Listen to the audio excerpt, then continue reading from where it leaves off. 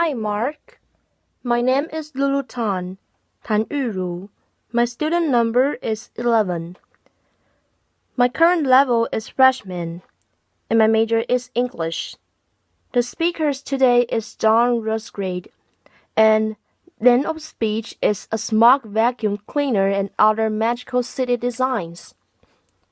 Do you remember these glows-in-dark little stars which you had on the ceiling when you were a boy or girl? Yes, it is light. It's pure light. I think I stared at them way too long when I was a 5-year-old, you know. It's so beautiful. No energy bill, no maintenance. It is there. So 2 years ago, we went back to the lab, making it more durable, more light emitting with the experts. And at the same time, we got a request from this guy, Van Gogh, the famous Van Gogh Foundation, who wanted to celebrate his 125th anniversary in the Netherlands. And they came to me and asked, can you make a place where he feels more alive again in the Netherlands? And I like that question a lot, so in a way, we sort of started to connect these two different words. This is how my brain works. By the way, laughter. I would love to keep on doing this for an hour, but okay, laughter. And this is the result that we made. A bicycle path which charges at daytime via the sun and glows at night, up to 8 hours. Applause. Thank you. Heading towards a future which should be energy-friendly and linking up the local grounds at Van Gogh literary work and lived there in 1883. And you can go there every night for free, no ticket needed. People experience the beauty of cycling through the starry night, thinking about the green energy and safety. I want to create places where people feel connected again, and it was somehow great to make these projects happen with the industry, with the infrastructure companies. So when these scales of quota started to call, how much for 10 kilometers? Laughter. Yeah, really. That's a weird call you're going to get. But it's fascinating that this is not just a sort of one-off, nice-to-have special. I think this kind of creative thinking, these kinds of connections, it's a new economic. The word economic form with that the thinking tank in Geneva did an interview with lots of smart people all around the world, asking, what are the 10 top skills you and I need to become successful? And what is interesting what you see here, it's not about money or being really good in C++. Although these are great skills to have, I have to admit. But look at number 3, creativity. Number 2, critical thinking. Number 1, complex problem solving. All the things a robot or computer is really bad at. And this makes me very optimistic, which very hope for a new world, that as we will live in this hyper-technological world, our human skills, our desire for empathy, our desire for curiosity, our desire for beauty, will be more appreciated again, and we will live in a world where creativity is our true capital. And a creative process like that, I don't know how it works for you, but in my brain, it always starts with a question, why? Why does a jellyfish emit light, or a firefly? Or why do we accept pollution? This is from my room in Beijing 3 years ago. Left image is a good day, Saturday. I can see the cars and the people, the birds. Life is okay in a dense urban city. And on the right image, holy moly, pollution, complete layers. I couldn't even see the other side of the city. And this image made me really sad. This is not the bright future we envision here at TED. This is the horror. We live 5 to 6 years shorter. Children have lung cancer when they're 6 years old. And so in a weird, beautiful way, I, at that moment, became inspired by Beijing smog. And the government all around the world are fighting their war on smog. But I wanted to make something within the now. So we decided to build the largest smog vacuum cleaner in the world. It sucks polluted air, cleans it and release it. And we built the first one, so it sucks up 30,000 cubic meters per hour, cleans it on a nano level, the PM2.5, PM10 particles, using very little electricity, and then release the clean air so we have parks, playgrounds, which are 55 to 75% more clean than the rest of the city. Applause. Yes, applause. And every month or so, it opens like a spaceship, like a Marlin Moore with the, well, you know that anyway, laughter. So this is the stuff we're capturing. This is Beijing smog. This is in our lungs right now. If you live next to a highway, it's the same as 17 cigarettes per day. Are we insane? When did we say yes to that? And we had buckets of this disgusting material in our studio. And on a Monday morning, we're like, shit, what do we do with it? Should we throw it away? Like, help! And then we realized, no waste should be exist. Waste for the one should be good food for the other. So here, maybe show it around. Do not put this in your coffee. Laughter.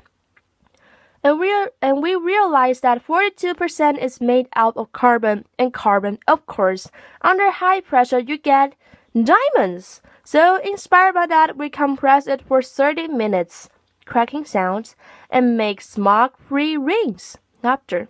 And so by sharing, yeah, really, and so by sharing a ring, you donate 1,000 cubic meters of clean air to the city the tower is in. Applause. I have one here. Applause. A little floating cube. I will give one to you. I'm not going to propose, don't worry. Laughter. Are we good? You can show it around. And we put this online Kickstarter campaign crowdfunding, and people started to pre-order it, but more importantly, they started to prepay it. So the finance we made with the jewelry helped us to realize to build the first tower. And that's powerful. So the activator, it was the enabler. Also, the feedback from the community. This is a wedding couple from India. When he proposed to her with the smog-free rings as the sign of true beauty, as a sign of hope, and she said yes. Laughter. I love its image so much for a lot of different reasons. Laughter. And right now, the project is touring through China, actually with the support of China's central government. So the first goal is to create local clean air parks, and that works already quite well, 55-75% more clean. And at the same time, we team up with the NGOs, with the governments, with the students, with the tech people to say, hey, what do we need to do to make a whole city smog-free? It's about a dream of clean air. We do workshops. New ideas pop up. This a smog-free bicycle which, I'm Dutch, yes? I have this bicycle DNA inside of me somewhere. And so it sucks up polluted air, it cleans it and it releases it. In the fight against the car, in the celebration of the bicycle. And so right now, we're working on the sort of package deal, so to speak, where we say smog-free towers, smog-free rings. We go to the mayors of the governors of this ward and say, we can guarantee a short-term reduction of pollution between 20 and 40%. Please sign here right now. Yes? Applause. Thank you. Applause.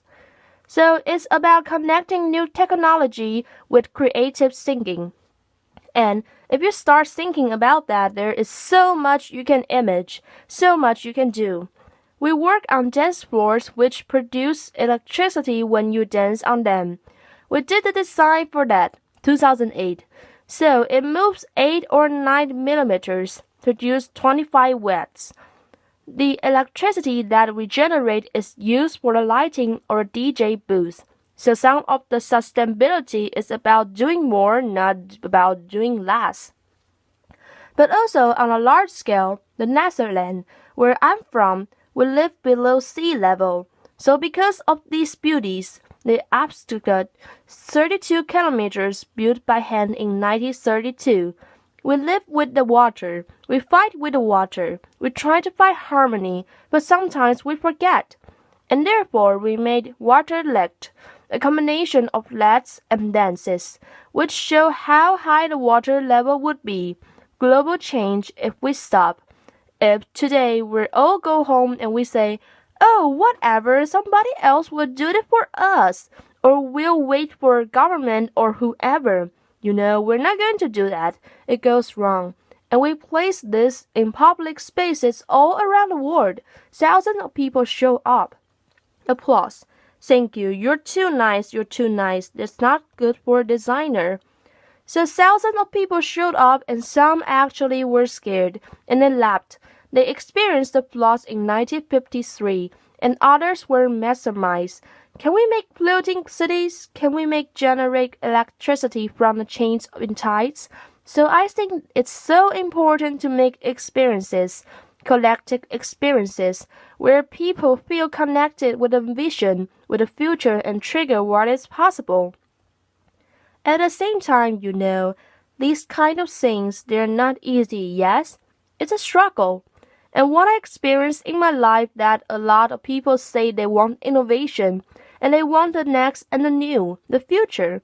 But the moment you present a new idea, there's this weird tendency to reply to every new idea starting with two words, which are audience guesses. No, not how much, it's more annoying, laughter. What is, guys? Or you really bless people? That's really good. Yes, but. Very good. Yes, but. It's too expensive, it's too cheap, it's too fast, it's too slow, it's too beautiful, it's too ugly, it cannot be done, it really exists. I heard everything about the same project in the same week, and I got really, really annoyed. I got big of gray hair, started dressing black like a true architect. Laughter. And one morning I woke up and I said, Daan, stop, this is dragging you down, you have to do something with this. You have to use it as an ingredient, as a component. And so we decided to realize the famous yes but chair. Laughter. And this is an exciting chair by Friso Kramer, a Dutch design. But we gave it a little update, a little hack, so to speak. We placed a little voice recognition element right here. So the moment you sit on a jet chair, you say those two horrible, creative, destructive, annoying little words, laughter. You got a short laughter, but pretty intense little shock on the backside of your bottom. Laughter, applause, and applause. And that works. Yeah, that works. Some clients have left us. They got really mad. Fortunately, the good ones have stayed. And of course, we also apply it to ourselves. But ladies and gentlemen, let's not be afraid. Let's be curious, yes? And working through tests in these days and hearing the other speakers and feeling the energy of the crowd, I was remembering this quote of the Canadian author Marshall McLuhan, who once famously said, on spacecraft Earth, there are no passengers, we're all crew. And I think this is so beautiful. This is so beautiful. We're not just consumers, we're makers. We make decisions, we make new inventions, we make new dreams. And I think if we start implementing that kind of thinking even more within today, there's still a whole new world to explore. Alright, thank you. Applause. Thank you. Applause.